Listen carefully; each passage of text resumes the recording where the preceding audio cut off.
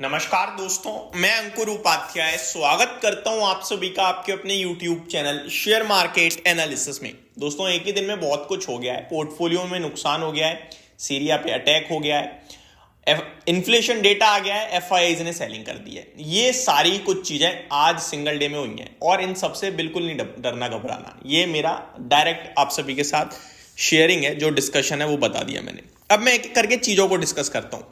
दोस्तों, सबसे पहले ये जो रिसेंटली अटैक की आपको न्यूज आ रही है, इसको मार्केट पूरी तरीके से अवॉइड कर रहा है, तो ये तो वैसे ही किसी काम की नहीं है। ठीक है, तो इसे तो हम डिस्कस भी नहीं कर रहे हैं। अटैक हो रहा है, धमाकों की आवाज सुनाई दे रही है, कर दिया है पूरा का पूरा उन्होंने। आई थिंक रशिया नहीं, आई थिंक वो पूरा का पूरा डॉक्ट्रिन बदल दिया कि हम न्यूक्लियर तक कर सकते हैं। उस पे बाजार एक दिन रिएक्ट करके दूसरे दिन शांत हो गया। तो ये क्या इनसे बाजार को फर्क पड़ रहा है, तो इसको हम पूरी तरीके से अवॉइड करेंगे। अब आते हैं अपने डेटा पे। अपना डेटा कौन सा? इन्फ्लेशन का। दोस्तों, भारत का इन्फ्लेशन डेटा आता हुआ दिखा है, बड़ा बेहद पॉजिटिव है भाई साहब। सुनिए पहले, इंडिया का इन्फ्लेशन डेटा आया है दोस्तों 6.21% से घटकर 5.48% पे।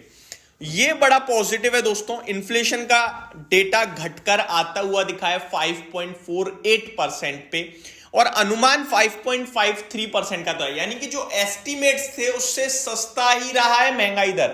महंगाई दर जो अनुमान थे उससे कम आते हुए दिखी है और ये बहुत ही ज्यादा पॉजिटिव हो जाता है हमारे लिए, वो भी तब जब आप रेट कट की उम्मीद कर रहे हो आरबीआई से। और यहां पे आरबीआई गवर्नर संजय मल्होत्रा जी बदल चुके हैं, जैसा कि आप सभी को पता ही है। उनके लिए थोड़ा सा रिलीफ होगा कि यार मेरे पास जब मैं रेट कट करने की सोच रहा हूं तो शायद इन्फ्लेशन मेरे कंट्रोल में दिख रहा है अभी, तो उनको ज्यादा मुश्किल नहीं होगी रेट कट को सोचने में। तो मे बी फेब्रुअरी पॉलिसी में भारत तैयार हो रहा है रेट कट के लिए, जो कि हमारी कंट्री के लिए बहुत ही ज्यादा पॉजिटिव होगा। आरबीआई गवर्नर शक्तिकांत दास जी, जो जिनका कार्यकाल खत्म हो चुका है, वो जाते जाते अपनी लास्ट पॉलिसी में सीआरआर में 50 बेसिस पॉइंट्स की कटौती करके गए, कैश रिजर्व रेशियो में 4.5% से 4% करा, जिसकी वजह से 1,16,000 करोड़ समथिंग मार्केट में लिक्विडिटी आएगी। और अब ये जो डेटा आया इन्फ्लेशन का, जो थोड़ा सा हमारे देखो इन्फ्लेशन आउट ऑफ कंट्रोल रहा है, इसलिए हम रेट कट नहीं कर सकते थे, बट अभी ये जो डेटा आया ये थोड़ा सा हिम्मत देगा और पॉजिटिव सेंटीमेंट क्रिएट करेगा अक्रॉस आरबीआई। और कहीं ना कहीं आरबीआई इसके अब रेट कट के बारे में भी सोचेंगे। तो वैसे ही फरवरी में रेट कट की उम्मीदें थी, इस तरीके से डेटा आता है तो वो थोड़ा पुश कर देगा कि कर ही दो। अब आता हूं दोस्तों थोड़ा अगले डेटा पे, इंडिया का इंडस्ट्रियल प्रोडक्शन डेटा। तो यहां पे कोई दिक्कत नहीं है, इजीली प्रोडक्शन हो रहा है। 3.5% का अनुमान था, 3.5% का ही हुआ है, 3.1% से बढ़कर। तो दोनों ही नंबर्स अच्छे लग रहे हैं मुझे। रेट कट का भी इन्फ्लेशन का भी रेट कट के चांसेस बढ़ा रहा है और इंडस्ट्रियल प्रोडक्शन डेटा भी, दोनों ही पॉजिटिव है। अब आ जाते हैं एफआईडीआई के डेटा पे दोस्तों। एफआईआई ने 3,500 करोड़ से भी ज्यादा की सेलिंग कर दिया इस कैश मार्केट में और डीआईआई 2646 करोड़ की बाइंग कर गए हैं। तो डीआईआई ने जितना खरीदा है उससे ज्यादा ही बेचा है एफआईआई ने। और आपने मार्केट्स को भी आज वन साइडेड गिरते हुए भी देखा है और मार्केट को गिरना ही था दोस्तों। जिस तरीके से राइटिंग हुई थी, गिरा नहीं है एक्चुअली में। निफ्टी कितना 90 पॉइंट गिरा है, कैसे अब हम लोग गिरना कहते हैं, 0.5% भी नहीं हुआ ये। तो निफ्टी नहीं गिरा, आज स्मॉल कैप और मिड कैप ने बड़े दिनों की तेजी को विराम दे दिया और वो आपकी पोर्टफोलियो पे रिफ्लेक्ट कर रहा है। स्मॉल कैप 1% नीचे है, मिड कैप 0.5%, बैंक निफ्टी 1/3%। और इसकी वजह से आपको ऐसा लग रहा है कि बाजार भयंकर गिरा है। ये भयंकर नहीं गिरा भाई साहब, ये आपके लिए बड़े दिनों से जो तेजी चल रही थी 13-14 दिन से, उस पर विराम लगा आज और वहां पे प्रॉफिट बुकिंग आई है और कुछ भी नहीं है। वेट करना होगा हमें, कल से आई थिंक एक्शन लौटेगा बड़े वाले लेवल पे। अब आता हूं मैं, एक और बड़ी खबर आ रही है दोस्तों, जिसे शायद अभी तक आप लोग और हम लोग नजरअंदाज कर रहे हैं, बट वो ज्यादा नेगेटिव है मेरे हिसाब से।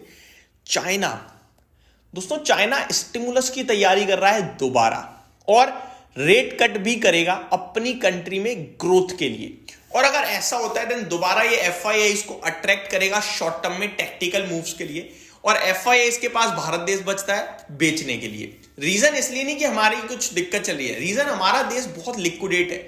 आप जितना मर्जी माल बेच दो सब बिक जाएगा, कुछ नहीं होने वाला, कोई दिक्कत नहीं है। लेकिन इससे आपको यह समझना है कि एफआईआई की सेलिंग की वजह से कुछ स्टॉक सस्ते होंगे और ज्यादा, और उनके सस्ते होने से वो अपॉर्चुनिटी है क्योंकि ये जो जाएगा ना पैसा अगर चाइना में, तो वो टेक्टिकल मूव होगा। टेक्टिकल यानी कि शॉर्ट टर्म के लिए प्लानिंग से वापस भारत में ही आएगा, क्योंकि लॉन्ग टर्म स्टोरी हमारे भारत की है। तो शॉर्ट टर्म में उठापटक या दिक्कत हो ना, उससे आप घबराना मत। आप ये देखो, इस पूरे साल एफआईआई बेचते रहे, क्या कर लिया उन्होंने बाजार में? कुछ नहीं कर पाए। ऊपर से 3000 पॉइंट मैक्सिमम गिरा पाए, और वो भी बढ़ गए हम लोग वापस से 1500 पॉइंट। ठीक है, तो जब उन्होंने 1.5-2 लाख करोड़ की सेलिंग कर ली, उसके बावजूद वो कुछ नहीं कर पाए, तो सोचो जब उनकी बाइंग आएगी, और डीआई इसको तो खरीदना ही पड़ेगा। 25,000 करोड़ हमारा रिटेल इन्वेस्टर दे रहा है भैया म्यूचुअल फंड में हर महीने, तो वो तो बायर बनेंगे ही बनेंगे।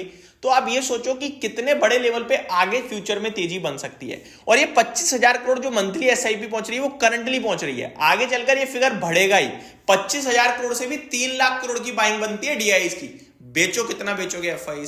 प्लस रिटेल खुद भी खरीद रहा है, वो भी नहीं छोड़ता आजकल तो शेयर्स। तो मेरे हिसाब से हम बहुत तंगड़े वाले बुल रन में चल रहे हैं भाई साहब। इस बीच में शॉर्ट टर्म जरूर गिरेगा, और ये शेयर बाजार है, गिरता ही गिरता है। कुछ कमजोर निवेशक बाहर निकलेंगे ही निकलेंगे, लेकिन आपको उस कमजोरी में नहीं आना है भाई साहब। आपको शेयर बाजार में वो पैसा लगाना है जो 3 साल तक लगा रहेगा, और आराम से वेट कीजिएगा। यहाँ पे प्राइस ऊपर नीचे होता है, लेकिन एट द एंड ऊपर ही जानी है अगर अच्छी चीज है तो। ये मेरी तरफ से आपके लिए डिस्कशन था। होप आपको जानकारी पसंद आई होगी। Thank you so much for watching this video. Have a great day guys.